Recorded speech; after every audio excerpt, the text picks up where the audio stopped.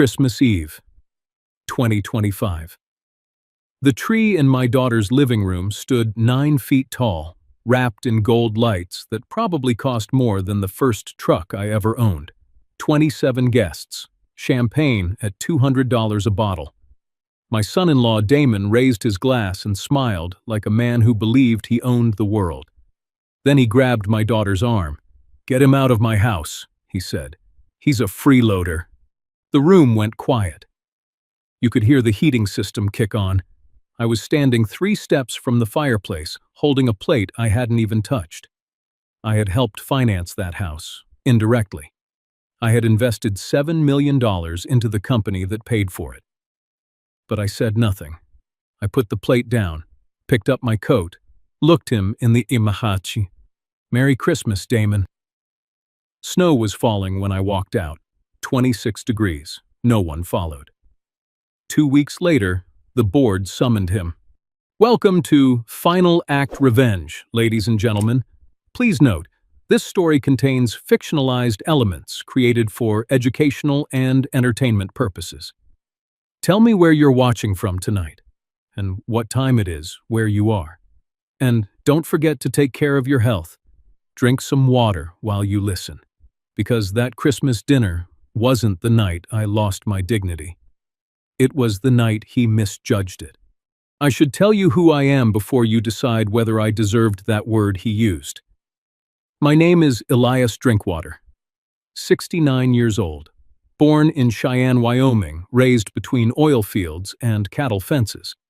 I spent 40 years building energy service companies most people have never heard of, but most refineries quietly relied on.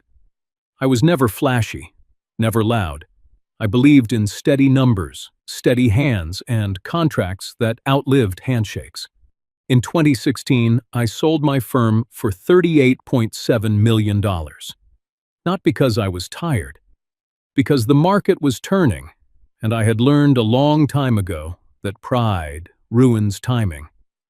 After taxes and distributions to partners, I kept enough to live quietly. I moved to Fort Collins, bought a modest house, drove my old Ford F-150. Most people assumed I was just another retired man who liked black coffee and early mornings. I never corrected them. My daughter Rachel is 41 now. When she was 18, I sold a small ranch we had outside Laramie to cover her tuition. $142,000 over 4 years. I did it without telling her what I had given up. She found out years later and cried in my kitchen like she had broken something precious. I told her she had not. That is what fathers do. She married Damon Langston in 2018. He was sharp, confident, ambitious in the way young men are when they believe risk is a personality trait. I liked him at first. He spoke about expansion, about scaling, about modernizing operations. He built Summit Ridge Development into something visible. By 2022, he was CEO. By 2025, he was hosting Christmas dinners with imported wine and venture capital friends. What he never fully understood was this. In 2014, my family created Drinkwater Holding, LLC, a quiet structure designed to protect assets from volatility and lawsuits. In 2021, we amended it. Through an irrevocable trust, I retained 52% voting power in Summit Ridge. Damon held 18% common shares. The rest belonged to board members and early investors. I did not hide it. I simply did not advertise it. When I invested $7 million into Summit Ridge in 2021, I did it because I believed in Rachel, because I believed in jobs. 120 employees depending on payroll every month. Damon saw capital. I saw responsibility. By late 2025, the market was tightening, interest rates climbing, construction timelines slipping. I noticed the tension in his jaw during dinner conversations, the way he checked his phone under the table, the way he began to refer to me as legacy risk in small half-jokes. I chose silence, not weakness, silence. 3 nights after Christmas, I received an email at 11:47 p.m. from Hannah Brooks, our CFO. Subject line read, "Off record." I stared at it for a long time before opening it. Because sometimes you already know what an email contains before you read the first word. I met Hannah Brooks 2 mornings after that email, small cafe off Pearl Street, the kind of place where no one looks twice at an older man in a flannel jacket. She didn't order coffee. That told me everything. Hannah has been a CPA for 27 years, calm, precise, allergic to drama. When she says off record, it isn't gossip. It's liability. She slid a thin folder across the table. "Elias, I need you to see this before the January 15th covenant deadline." I opened it slowly. Corporate credit statements, line items circled in blue. $28,000, Tesla deposit, $310,000, land option in Scottsdale. Private ski retreat in Aspen, billed through operating expenses. I didn't react. I've seen worse in boardrooms. But this wasn't just spending. It was timing. Summit Ridge was carrying an $8.4 million construction loan tied to a variable interest bridge at 19%. If refinancing failed by January 15th, covenant breach would trigger personal guarantees. Damon had personally guaranteed part of that exposure. And yet, he was charging discretionary expenses to corporate accounts. "Is this fraud?" I asked. Hannah shook her head. "Not yet. But if auditors review this during a covenant event, it becomes reckless use of corporate credit." There it was, reckless. I leaned back and watched steam rise from someone else's coffee cup across the room. Outside, snow from Christmas still clung to shaded sidewalks. The market had tightened in Q4. Permits delayed, buyers cautious, liquidity shrinking. Damon wasn't celebrating at Christmas because he felt strong. He was celebrating because he felt pressure. "Does Rachel know?" I asked quietly. "No," Hannah said. "And there's something else." She opened her laptop and turned it toward me, an internal Slack message dated December 12th, from Damon to Tyler Quinn. "He's becoming a legacy risk. If we restructure voting before refinancing, we stabilize perception."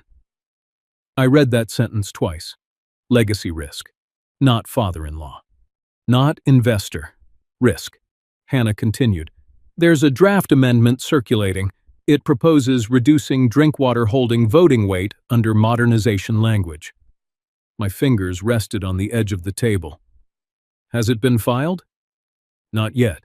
It needs board approval, but Miles Donovan has reviewed a preliminary version." Miles, corporate counsel, a man who measures sentences like engineers measure bridges, so Damon wasn't just worried about refinancing.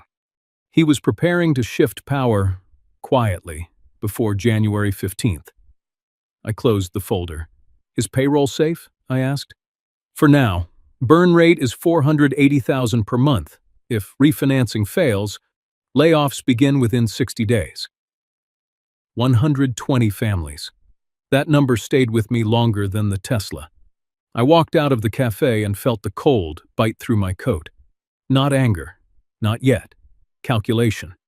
If Damon succeeded in pushing the amendment through before refinancing, my 52% voting control would become symbolic, decorative, like a framed photograph no one looks at anymore.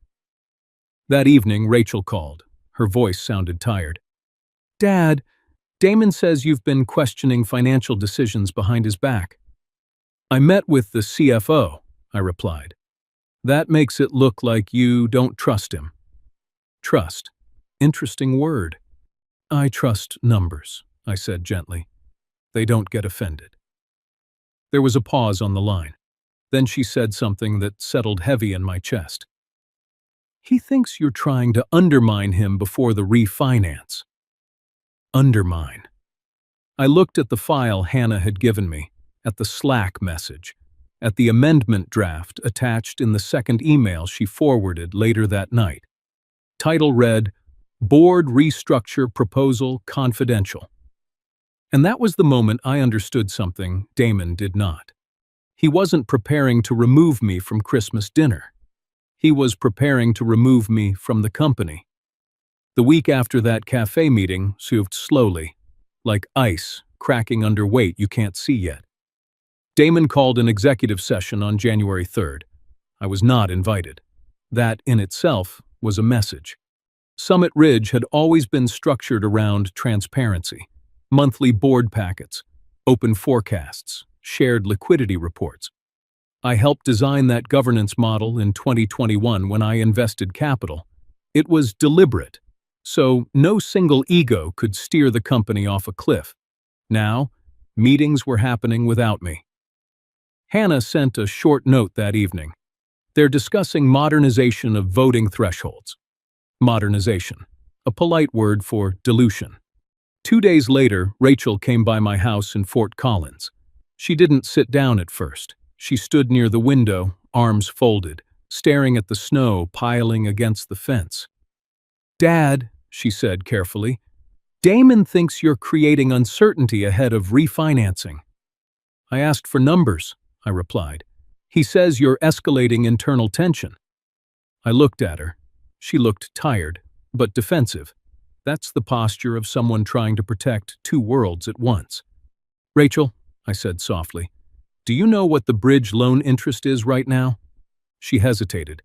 19%, I answered. "On 8.4 million. Her eyes shifted. "Damon has a plan." "I hope so." Silence settled between us. Then she said something that didn't belong in that room. "He's worried about cognitive stability language in governance." I didn't speak immediately. Cognitive stability. "You mean a medical evaluation?" I asked. "He just thinks, for optics, it might reassure lenders." Optics. That word travels fast in corporate circles, faster than loyalty. I nodded slowly. Not because I agreed, because I understood the strategy. If Damon could frame me as an aging stakeholder creating instability, lenders would see consolidation as strength.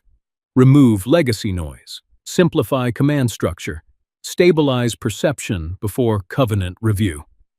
He wasn't acting out of pure cruelty. He was calculating survival. That almost made it worse. On January 6th, I received a draft amendment attached to a board memo. Section 4 proposed conditional voting adjustments for inactive major stakeholders pending cognitive review. The language was clean, legal, sanitized. Miles Donovan had annotated it. He hadn't rejected it.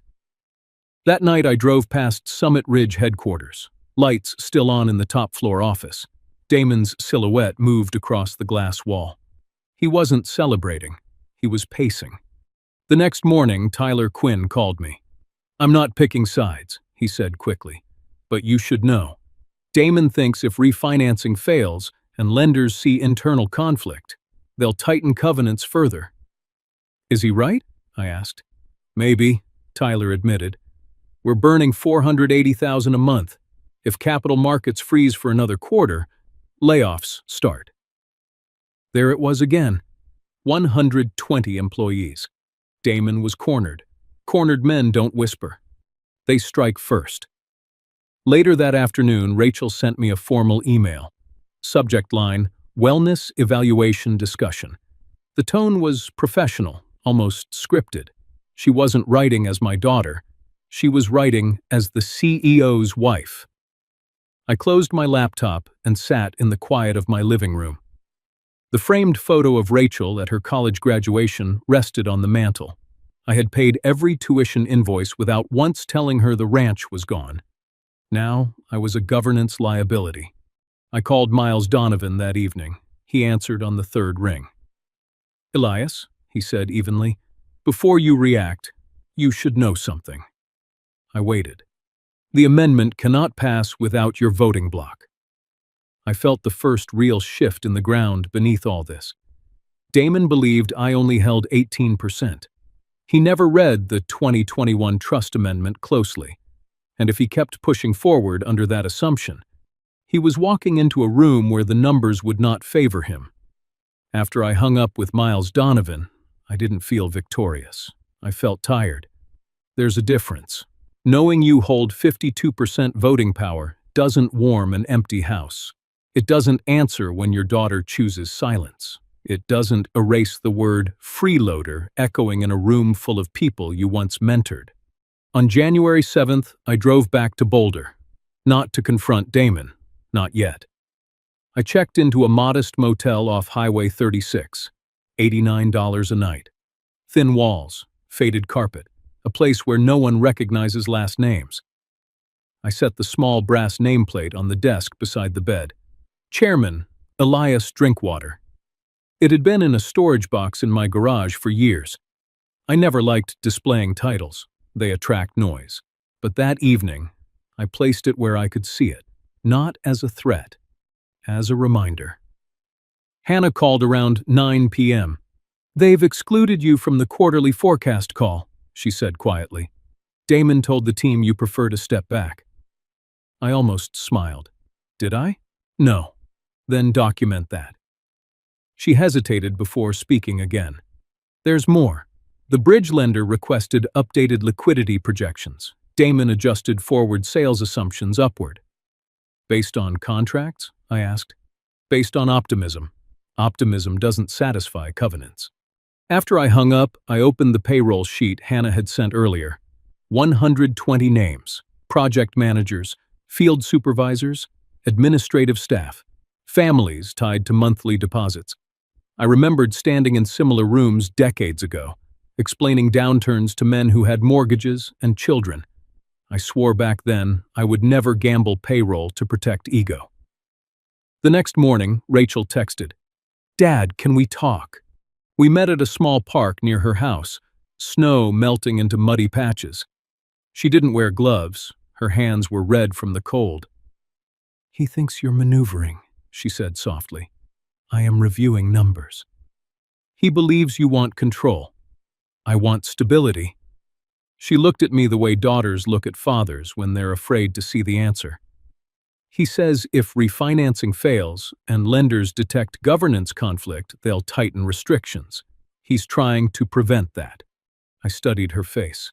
"Rachel, did he tell you about the Scottsdale land option?" Her eyes flickered. "No. 310,000 corporate funds tied to a personal development opportunity." She swallowed. "He told me it was strategic." "It might be," I said. "But timing matters." She turned away for a moment. "I don't want this to become war." Neither did I. That afternoon, I received a formal letter via email, corporate letterhead, polite tone. Subject, Cognitive Stability Review Proposal. It suggested that for lender reassurance, senior inactive stakeholders undergo voluntary evaluation, voluntary. The word carried a quiet threat. If I refused, I appeared defensive. If I accepted, I legitimized the narrative. I drove to Summit Ridge headquarters just before dusk, parked across the street, watched employees leave in small clusters, laughing, unaware of covenant clauses and board drafts. Tyler Quinn walked out last. He spotted my truck and crossed the street. "You're not wrong about governance," he said quietly, "but Damon believes he's protecting everyone." "By isolating oversight," I replied. Tyler exhaled. "He thinks you don't understand modern leverage." I almost laughed at that. Leverage built my career. Late that night, alone in the motel room, I drafted a response to the evaluation letter. I kept it brief, professional, calm. Then I opened the trust documents again. July 14th, 2021. Voting control confirmed. Chairman Emeritus clause intact. And beneath it, a provision most people skim past. Fiduciary review. Trigger. If corporate funds are used in ways that materially increase covenant exposure, emergency board session may be called by the voting majority. I stared at that line longer than the others. This wasn't about winning, it was about preventing collapse. But the next morning, Rachel sent one more message. "Dad, if you push this too far, Damon says lenders might walk." Push this too far. I looked at the payroll sheet again, then at the evaluation letter, then at the nameplate on the desk. For the first time, I felt something close to doubt. Would protecting governance cost me my daughter? Or would protecting silence cost 120 families? 2 weeks after Christmas, the board meeting was still on the calendar, but I had not yet decided which version of myself would walk into that room. On January 9th, Damon held a town hall inside the Summit Ridge Conference Hall. Glass walls, polished concrete floors, company logo glowing behind him. I did not attend, but Hannah sent me the recording. He stood straight, confident, voice steady. "We are entering a critical refinancing window," he said. "Stability is everything. Perception is everything." He never said my name. He didn't have to. Later that afternoon, I received a confidential memo forwarded quietly by Patrick Sloan, one of the board members. Subject line read, "Liquidity Risk Assessment." Inside, Damon outlined 3 potential threats to lender confidence: market slowdown, permit delays, and internal governance friction. Internal governance friction. I closed my eyes for a moment. That was the phrase he chose to describe me. Tyler Quinn called me that evening.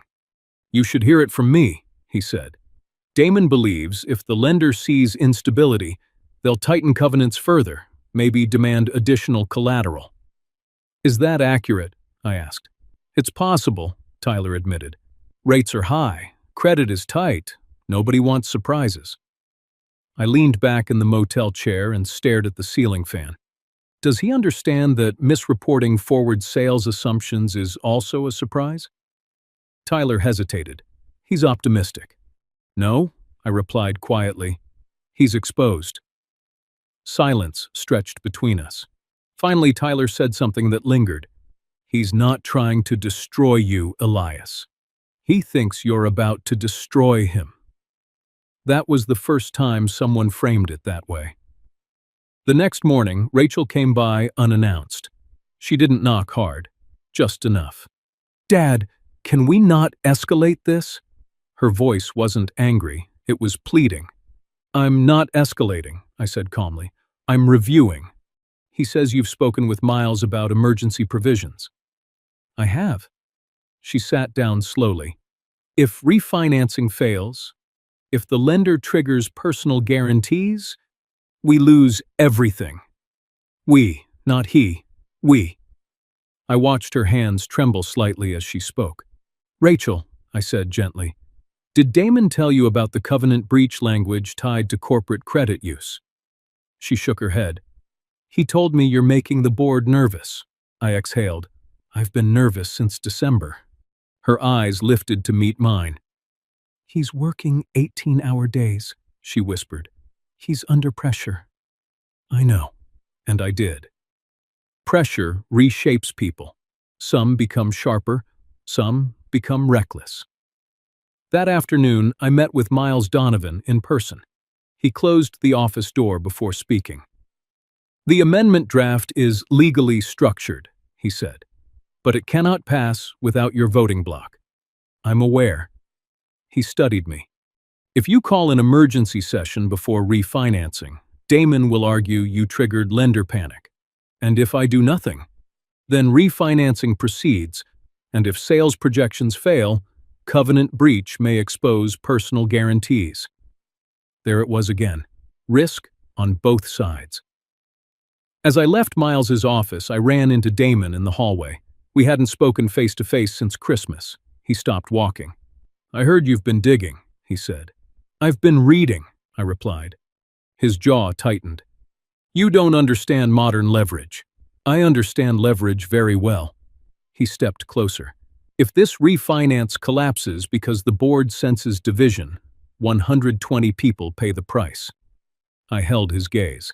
"And if it collapses because corporate funds were misallocated?"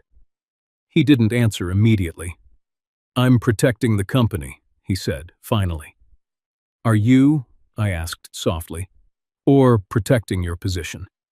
His eyes flashed. "You think I'm the villain." I think you're under pressure." For a brief second, something shifted in his expression.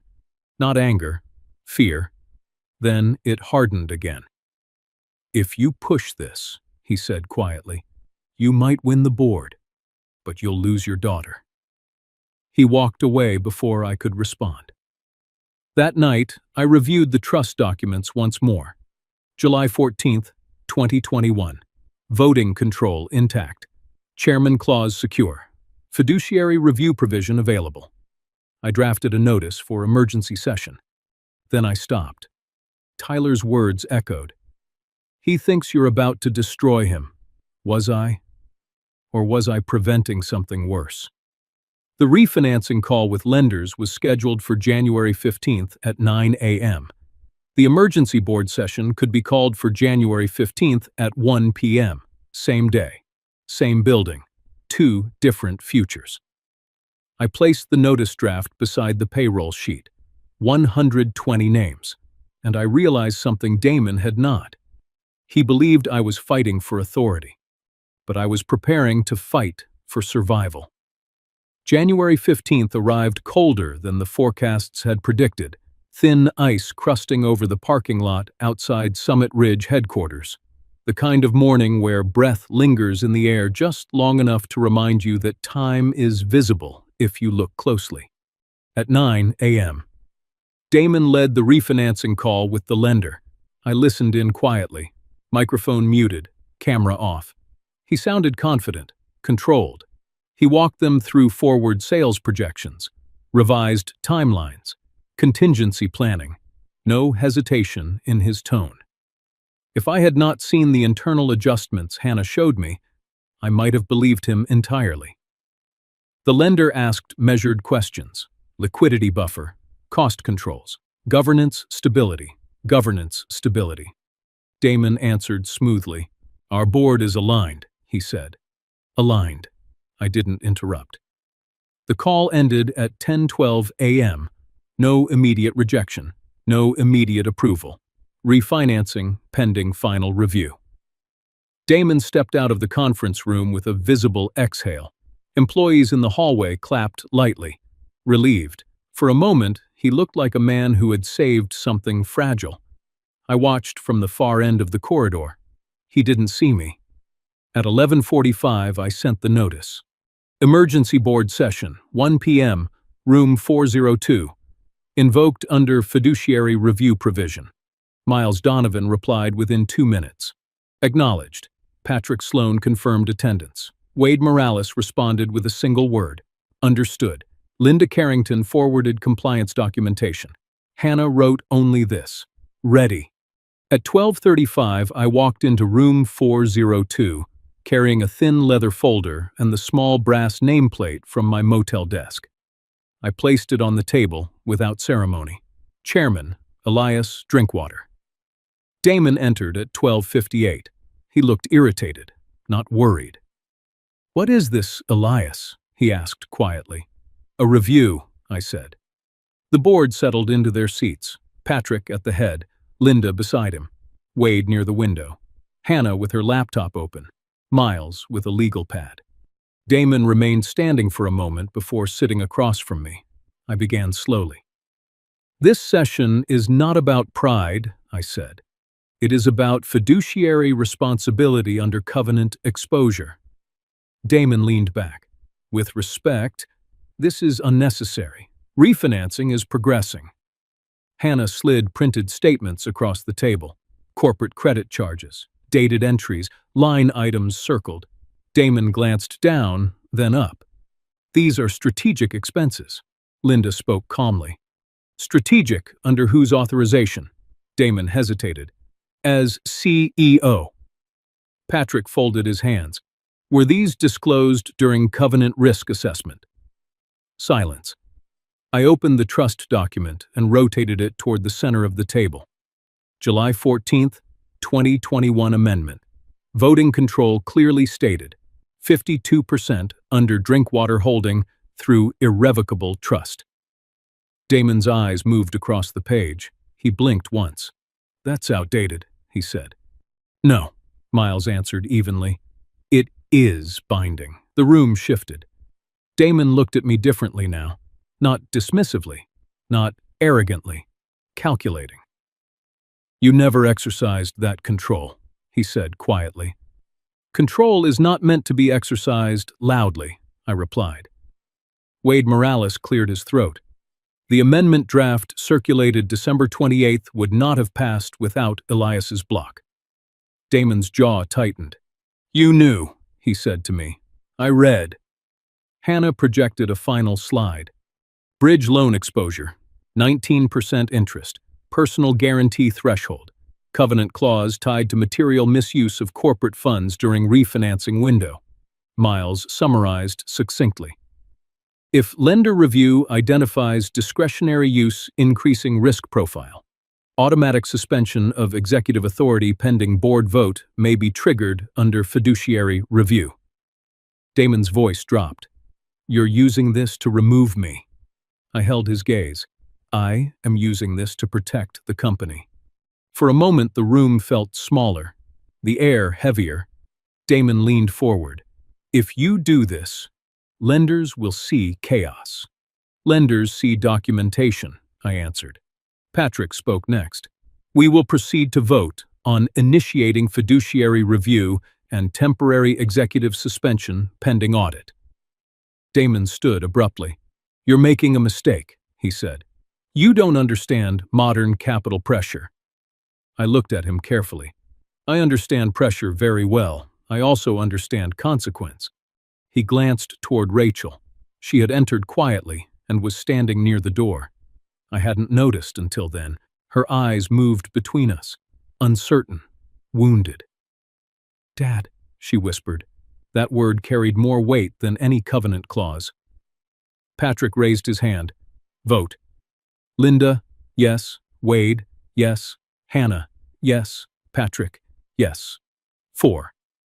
Damon did not raise his hand. Temporary suspension initiated pending audit review. The decision was procedural, not theatrical. No gavel, no applause, just documentation. Damon stared at the table. "You could have warned me," he said quietly. "I tried," I replied. He laughed once, not humorously.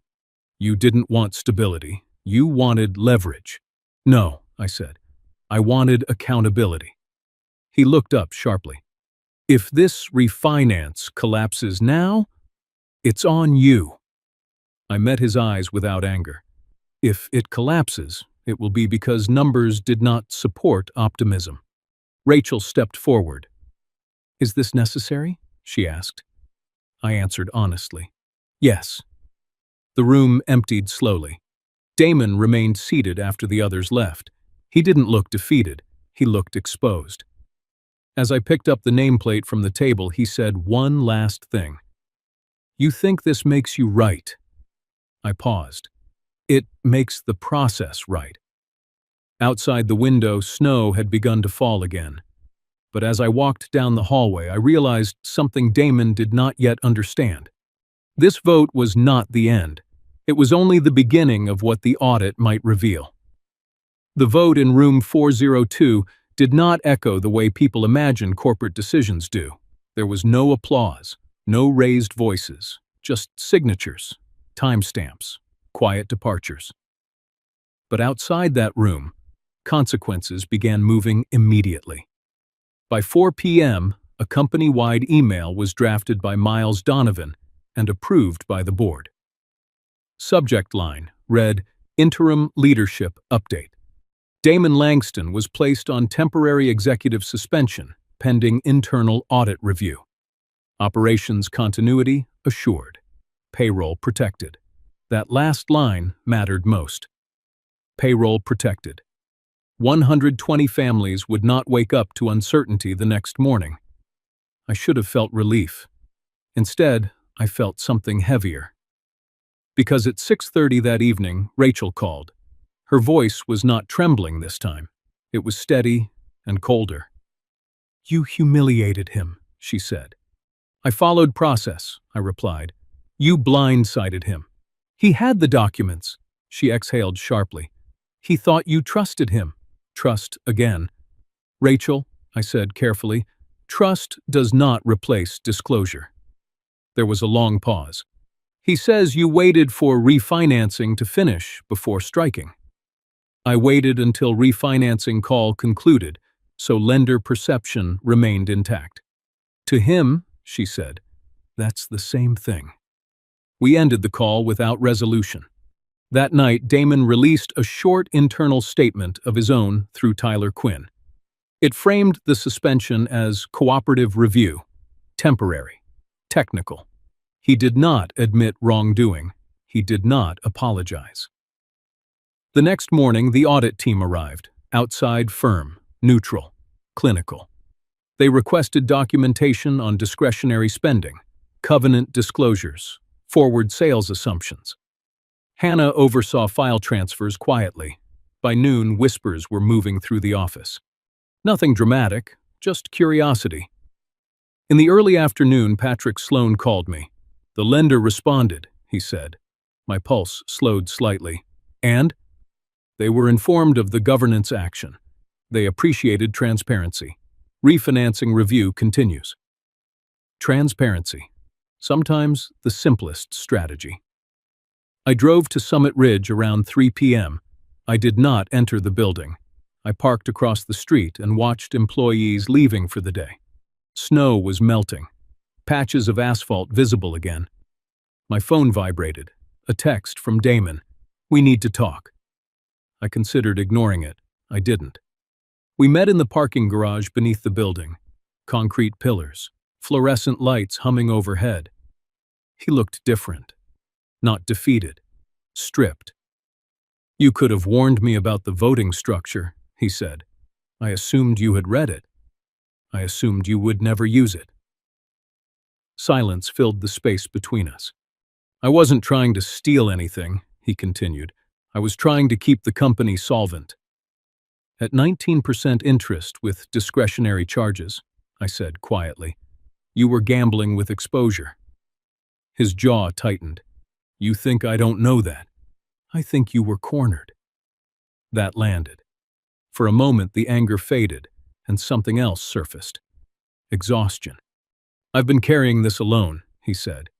Rachel worries, investors pressure, lenders demand stability. I needed one strong narrative. And you decided I was the weakness, I replied. He didn't deny it. I needed consolidation, he said. Clear leadership. Leadership without oversight is not consolidation, I answered. It is concentration. He looked away. If the audit finds nothing material, he said, carefully, will you reinstate me? Yes. That surprised him. I don't want your title, I continued. I want accountability. He studied me. And if it finds something, then we correct it. He let out a breath that sounded almost like a laugh. You're willing to risk our family for this. I held his gaze steadily. I am willing to risk discomfort to prevent collapse. His phone buzzed. He checked it quickly. His expression changed. What is it? I asked. He hesitated. The audit team requested personal guarantee documentation. That was new. Personal guarantee documentation. If lenders examined that closely, the exposure was larger than I initially thought. How much? I asked. He swallowed. More than you saw. There it was, the first real crack. How much, Damon? Just under $2 million tied to secondary tranches. $2 million. Personal. Suddenly the picture sharpened. He wasn't just protecting image, he was protecting himself from financial ruin. And if that collapsed, Rachel would collapse with him. He looked at me differently now, not as adversary, as potential lifeline. I thought if I could get through refinancing, he said quietly, I could fix the rest later. Later, that dangerous word. Above us, a car engine started and faded. The garage returned to silence. For the first time since Christmas, I felt something close to fear. Not for the company, for my daughter. If the audit exposed undisclosed personal guarantees during refinancing window, The board would not debate suspension. They would debate removal, and that would tear more than contracts apart. The audit did not explode overnight. It unfolded quietly, line by line, ledger by ledger, like a winter storm that gathers without thunder. For 3 days, the outside firm reviewed discretionary charges, bridge loan disclosures, and internal projections. Hannah stayed late every evening. Tyler Quinn avoided eye contact in the hallways. Patrick Sloan called me twice a day, his voice clipped and measured. On January 19th at 8:40 a.m., Hannah asked me to come in. Room 312 this time. No board table, no dramatic tension, just printed spreadsheets and a laptop screen casting a pale glow. "We've completed preliminary review," she said. Miles Donovan stood near the window, arms crossed. Linda Carrington joined by video. Damon arrived last. He didn't sit. Hannah began carefully. "Primary concern is not the Tesla deposit or the land option. Those are discretionary and reversible. The concern is disclosure timing tied to personal guarantee exposure." She projected the document. $2 million in secondary tranches tied to refinancing. Personal guarantee clauses attached. Undisclosed during December covenant review. Silence filled the room. Damon spoke first. "I intended to roll those guarantees into the refinance structure." "Intent is not disclosure," Linda replied evenly. Miles added quietly, "Failure to disclose material personal exposure during covenant window can be interpreted as breach of fiduciary duty." The words hung there. Breach, not recklessness, not optimism. Breach. Damon looked at me. "You knew," he said softly. "I suspected exposure," I answered. "I did not know the amount." He turned toward the board members on screen. "I was trying to protect liquidity," he said. "If lenders saw personal guarantees stacking, they would have tightened terms further." Wade Morales spoke from the video feed. "They might still." Patrick Sloan cleared his throat. "We must determine whether fiduciary breach occurred." Rachel entered halfway through the discussion. She had been called by Damon earlier. She stood behind him, not touching, not speaking. Her eyes met mine only briefly. Hannah continued.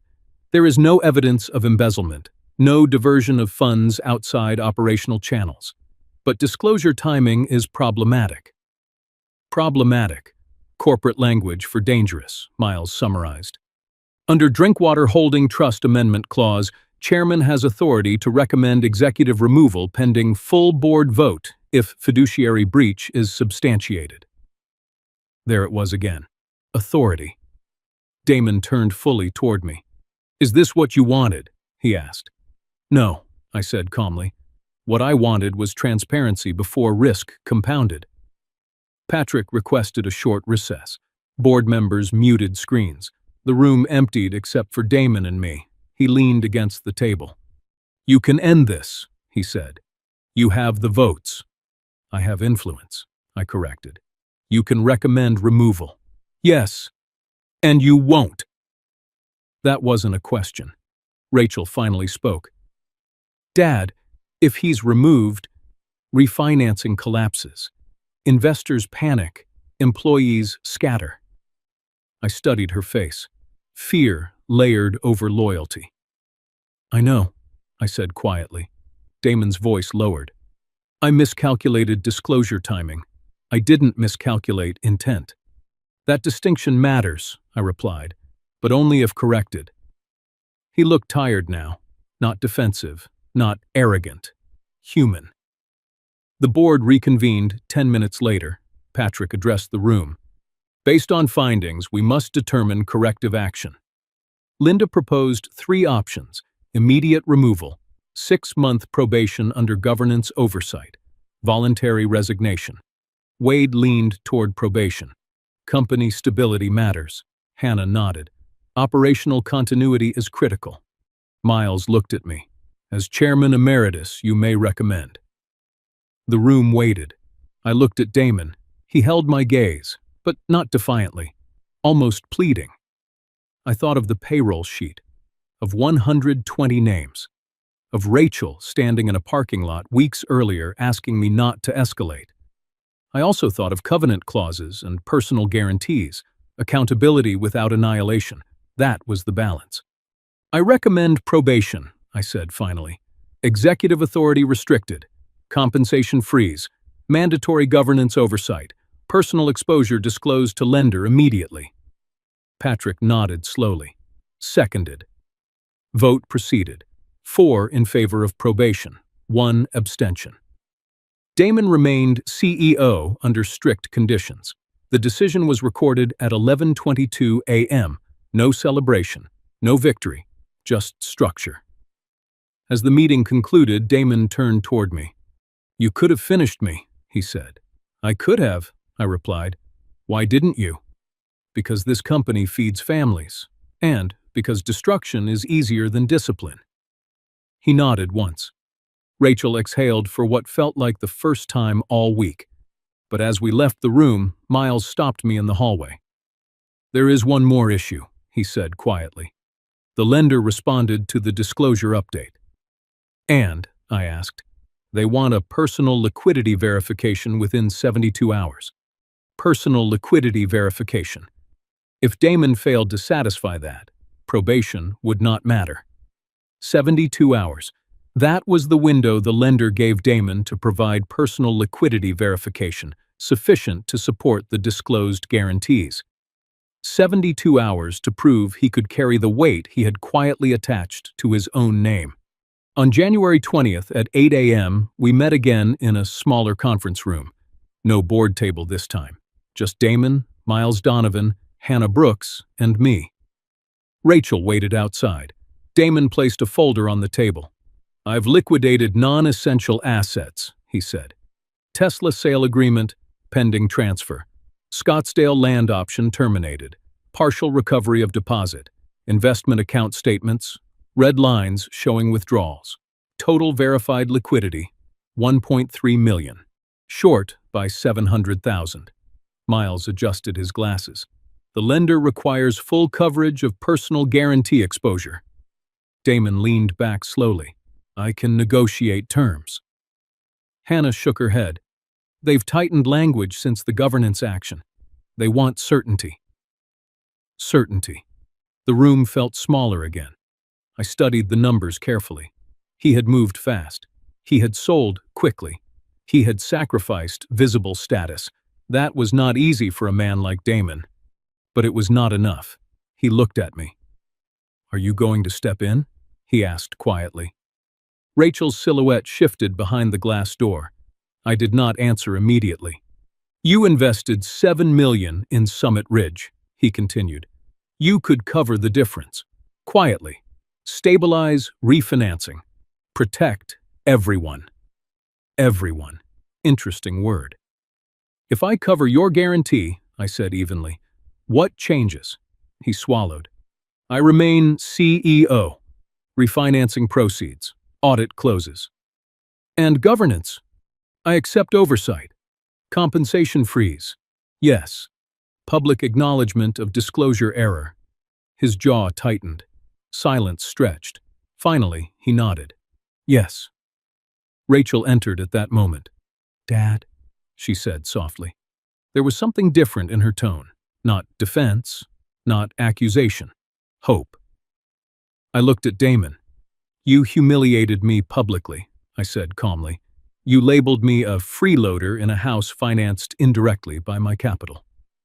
He didn't flinch. "I was wrong," he said quietly.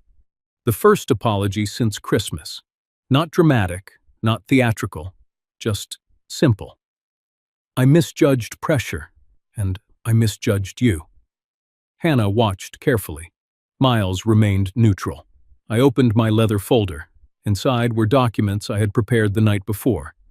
Conditional Personal Guarantee Support Agreement, short-term bridge coverage, up to $700,000, in exchange for 3 provisions. 1.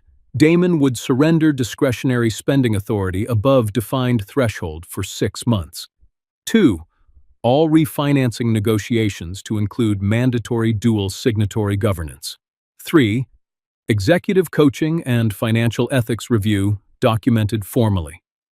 Damon read silently. "This limits me," he said. "It disciplines exposure," I replied. Rachel stepped closer. "Is this what keeps the company intact?" "Yes," I answered. Damon exhaled. "And if I refuse, then the board reconvenes for removal vote." The weight of that sentence settled fully. He looked at Rachel, then at the table, then at me. "I accept," he said, finally. Miles drafted the amendment language immediately. Hannah updated liquidity projections. Patrick Sloan approved emergency governance addendum electronically.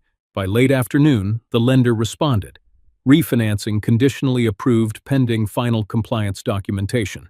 No layoffs, no collapse. Stability preserved. But something else shifted that day. Not in numbers, in posture. Damon's shoulders were lower when he walked out of that room. Not defeated, but recalibrated. As we stepped into the hallway, he paused. "I thought strength meant dominance," he said quietly. "It means responsibility," I replied. Rachel stood between us, not divided, not yet healed, but no longer silent. That evening, Summit Ridge released a transparent governance update to employees. No mention of personal guarantees. No spectacle, just structure. For the first time since Christmas, the building felt steady. But as I drove back to Fort Collins that night, snow beginning to fall again, I knew this was not the end. Probation is not redemption. It is opportunity, and opportunity demands proof. By late February, the tension had settled into something quieter. Not peace, exactly. Structure. Damon attended executive governance sessions every Tuesday morning. He no longer signed off on discretionary expenditures alone. Large transactions required dual approval. Compensation remained frozen. The Tesla was gone. The Scottsdale land option was a lesson instead of an expansion. Refinancing finalized under tighter conditions. Interest adjusted slightly. Oversight strengthened. Payroll continued without interruption. 120 families never knew how close the margin had become. That matters. Rachel began coming by my house again. Not to argue, just to sit. Sometimes we drank coffee without discussing business at all. Sometimes she asked careful questions about risk and leverage, the way she once asked about tuition bills and ranch fences. One evening she said something that stayed with me. "I thought leadership meant protecting image," she admitted. "I didn't realize it meant protecting truth." I nodded. "Image is loud," I told her. "Truth is steady." Damon changed too. Not overnight. Not perfectly, but noticeably. He asked questions before acting. He shared projections transparently. He even addressed the executive team about governance discipline without blaming anyone else. Accountability humbles a man faster than humiliation ever will. Christmas came again a year later. No raised voices, no expensive display meant to impress investors. Just a smaller gathering, honest conversation. Fewer guests, real warmth. Damon handed me a glass that evening and said quietly, "I was wrong about you." I answered, "You were wrong about pressure." There is a difference. Looking back, I understand something clearly now. Silence is not weakness. It is restraint. Authority is not dominance. It is responsibility.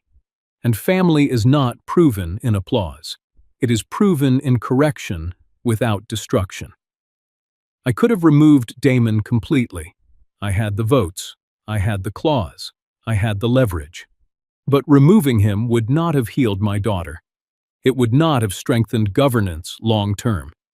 It would only have satisfied a moment of anger. Justice without wisdom becomes revenge. Wisdom without accountability becomes surrender. The balance is difficult. It requires calm when pride demands noise. If you have ever been underestimated, if someone mistook your patience for fragility, then you understand what I felt that night in the snow. And if you have ever been under pressure so intense it warped your judgment, you might understand Damon too. Thank you for staying with me through this story. Tell me in the comments where you are watching from and what time it is where you are right now. And since you made it to the end, rate this story from 1 to 10. Your feedback truly helps me craft even stronger stories for you. Please note, this story contains fictionalized elements created for educational, entertainment, and reflective purposes.